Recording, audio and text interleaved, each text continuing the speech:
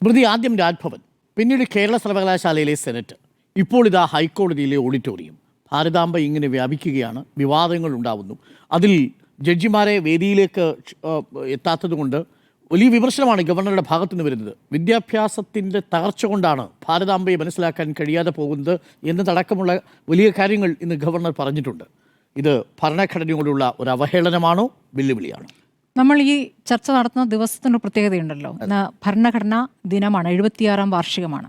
അപ്പോൾ അതിൻ്റെ ഭാഗമായി ഇന്ന് പ്രധാനമന്ത്രി പാർലമെൻറ്റിൽ, അതായത് പഴയ പാർലമെൻറ്റ് മന്ദിരത്തിൽ പ്രസംഗിച്ച ദിവസം കൂടിയാണ്. അവിടെ അദ്ദേഹം പറയുന്നത് ഭരണഘടന ഉണ്ടായതുകൊണ്ടാണ് വളരെ പിന്നാക്ക സാഹചര്യത്തിൽ നിന്ന് എനിക്ക് പ്രധാനമന്ത്രിയാകാൻ കഴിഞ്ഞത് എന്നാണ് പറഞ്ഞത്. അപ്പോൾ ഭരണഘടനാ മൂല്യങ്ങൾ ഉയർത്തിപ്പിടിച്ചുകൊണ്ട്, അല്ലെങ്കിൽ ഭരണഘടനയുടെ ശക്തി ഉയർത്തുന്ന കാര്യങ്ങൾക്കാണ് ഇനി പ്രാമുഖ്യം കൊടുക്കുക, അതാണ് ചെയ്യുന്നത്, അതാണ് ചെയ്തുകൊണ്ടിരിക്കുന്നത്, ചെയ്യാൻ പോകുന്നത് എന്നുള്ളതാണ് അദ്ദേഹത്തിൻ്റെ പ്രസംഗം. പക്ഷേ നമുക്കറിയാം ഭരണഘടനാ സ്ഥാപനങ്ങളെ എങ്ങനെയൊക്കെ വരുതിയിലാക്കാൻ ശ്രമിക്കുന്നു, ഭരണഘടനയെ ഇല്ലാതാക്കാൻ ശ്രമിക്കുന്ന രൂപത്തിലുള്ള ഓരോരോ നടപടികൾ നമ്മൾ ഓരോരോ ഘട്ടങ്ങളിൽ ചർച്ച ചെയ്തിട്ടുണ്ട്. ഭരണഘടനാ സ്ഥാപനങ്ങൾ എന്ന് പറയുമ്പോൾ ഏറ്റവും ഒടുവിൽ ഇപ്പോൾ നമ്മൾ സംസാരിച്ചുകൊണ്ടിരിക്കുന്ന തിരഞ്ഞെടുപ്പ് കമ്മീഷനുമായി ബന്ധപ്പെട്ടാണല്ലോ. തിരഞ്ഞെടുപ്പ് കമ്മീഷനെ തിരഞ്ഞെടുക്കുന്ന സംവിധാനത്തിൽ തന്നെ സുപ്രീം കോടതി ചീഫ് ജസ്റ്റിസിനെ ഒഴിവാക്കിക്കൊണ്ട് ഞാനും ഞങ്ങളുടെ ആൾക്കാരും എന്ന രൂപത്തിലേക്ക് അത് വരികയും ആ രൂപത്തിൽ അത് തീരുമാനമെടുക്കുകയും ആ തീരുമാനമെടുക്കപ്പെടുമ്പോൾ ആ സ്ഥാനത്തേക്ക് വരുന്നയാൾക്ക് എത്രത്തോളം BJP സംവിധാനവുമായി ബന്ധമുണ്ടായിരുന്നു എന്നടക്കമുള്ള കാര്യങ്ങൾ നമ്മൾ ഒരുപാട് തവണ ചർച്ച ചെയ്താണ്.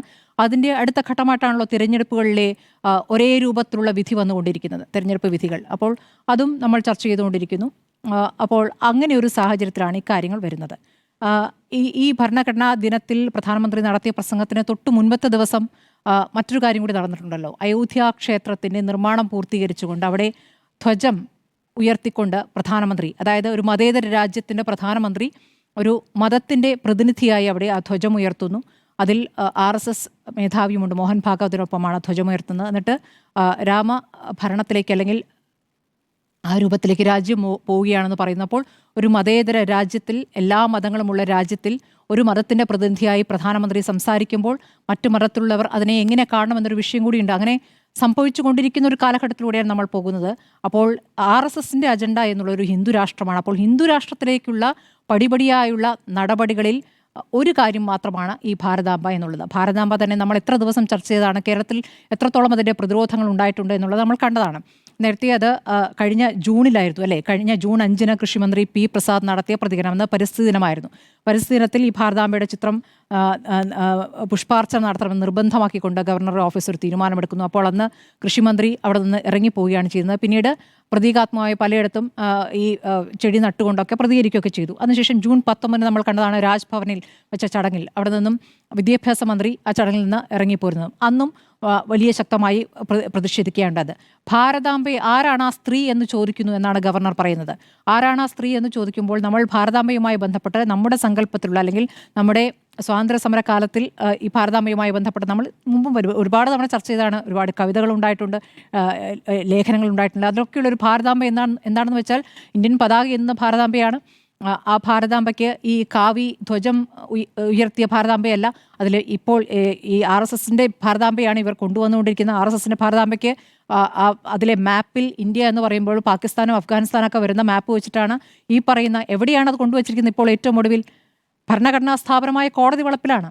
അപ്പോൾ ആ കോടതി വളപ്പിലേക്ക് ഈ ഭാരതാംബയെ കൊണ്ടുവരികയും ഈ ഭാരതാംബയെ നിങ്ങൾ വണങ്ങണമെന്ന് പറയും. അത് വണങ്ങിയില്ല എങ്കിൽ നിങ്ങൾ രാജ്യത്തെ അവഹേളിക്കുകയാണെന്ന രൂപത്തിലേക്ക് അത് വ്യാഖ്യാനം കൊണ്ടുവരാൻ എളുപ്പമാണ്. നമ്മൾ ഇത് പടിപടിയായി വന്നുകൊണ്ടിരിക്കുകയാണ്. നമ്മൾ കണ്ടതാണ് കഴിഞ്ഞ ഒരു ഘട്ടത്തിൽ RSSൻ്റെ ഗാനം ആലപിക്കുന്ന ഒരു സ്കൂളിലെ വിദ്യാർത്ഥികൾ നമ്മൾ കണ്ടല്ലോ.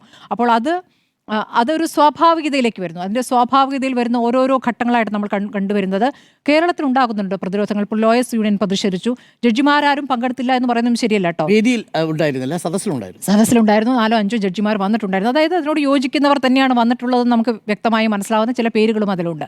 അല്ലാതെയുള്ളവർ വിയോജിപ്പ് കാണിക്കുന്നു. അപ്പോൾ ആ വിയോജിപ്പിന്, ഇപ്പോൾ ഈ വിയോജിപ്പ് എവിടെ വരെ പോകും? ചീഫ് ജസ്റ്റിസിന് അയക്കുമെന്ന് പറയുന്ന പരാതി, അപ്പോൾ ആ പരാതിയിൽ തിരഞ്ഞെടുപ്പ് കമ്മീഷൻ അയക്കുമെന്ന് പറയുന്നു. ആ പരാതിയിൽ തിരഞ്ഞെടുപ്പ് കമ്മീഷൻ എന്ത് നിലപാടെടുക്കും? തിരഞ്ഞെടുപ്പ് കമ്മീഷനുമായി ബന്ധപ്പെട്ടുള്ള പരാതികളല്ലേ നമ്മൾ ചർച്ച ചെയ്തത്. അപ്പോൾ ഇത് എവിടെ പറഞ്ഞാൽ നടപടി ഉണ്ടാകും എന്നുള്ളത് ഒരു ആശങ്ക അവിടെ നിൽക്കുകയാണ്.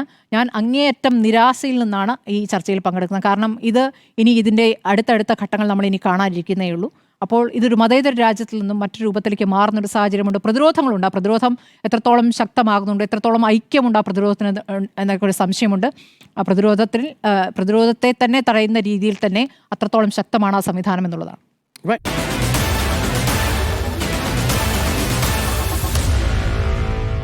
Meet the editors.